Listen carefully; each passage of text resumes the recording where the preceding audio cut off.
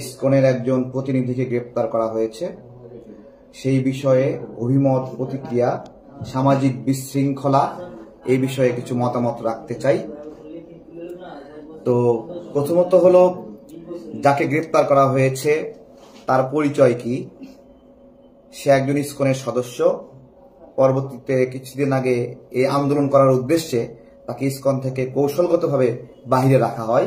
তার একটা বিখ্যাত বক্তব্য ছিল যে শেখ হাসিনাকে সহযোগিতা করার জন্যই ইসকনের জন্ম হয়েছে এবং আপনার হলো ইসকন শেখ হাসিনার জন্য লড়াই করে যাবে। এই ইসকন প্রতিনিধিকে আটক করার বিষয়ে আজকে কথা বলছি। তো প্রিয় বাংলাদেশের নাগরিকবৃন্দ, হিন্দু ভাই যারা আছেন অথবা ইসকনের সদস্য যারা আছেন, তাদের উদ্দেশ্যে এই কথা যে আপনারা মন দিয়ে শুনবেন। এটা খুবই জরুরি আপনাদের জন্য খুবই জরুরি। কেন মন দিয়ে শোনা জরুরি?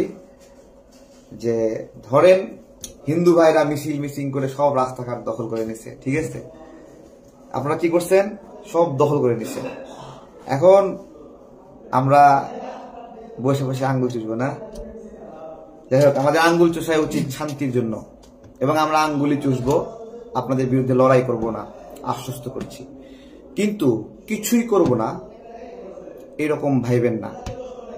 প্রথমত হলো, আপনার শেখ হাসিনার পতনের পরে এখন পর্যন্ত হিন্দু ভাইরা এবং ইসকনের সদস্যরা যে আচরণ করছে, আমার মনে হয়েছে যে শেখ হাসিনা পরে নাই, মানে ইসকন পড়ে গেছে, এরকম একটা আচরণ করছে। তাদের আচরণ দেখে যে শেখ হাসিনার পতন হয় নাই, পতন হয়েছে হলো হিন্দুদের। বলেন আপনারা এই আচরণটা করছেন কিনা বলেন?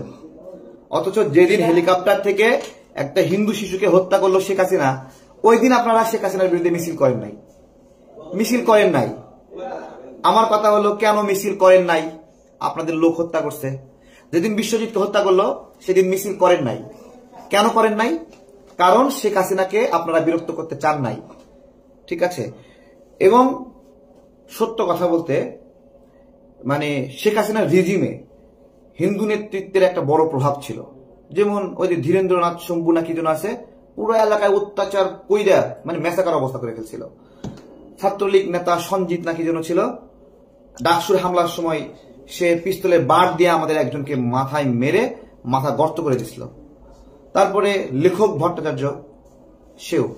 অর্থাৎ আওয়ামী লীগ ক্ষমতায় থাকলেও সামগ্রিকভাবে হিন্দু পদায়ন, হিন্দু নেতৃত্ব, এগুলো জায়গা থেকে হিন্দু কর্তৃত্ব তারা প্রভাব করার চেষ্টা করছে।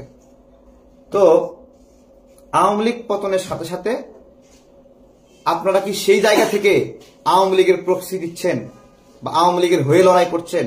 জিজ্ঞাসা করছি, আপনারা আচরণটা এটা কিরকম করলেন?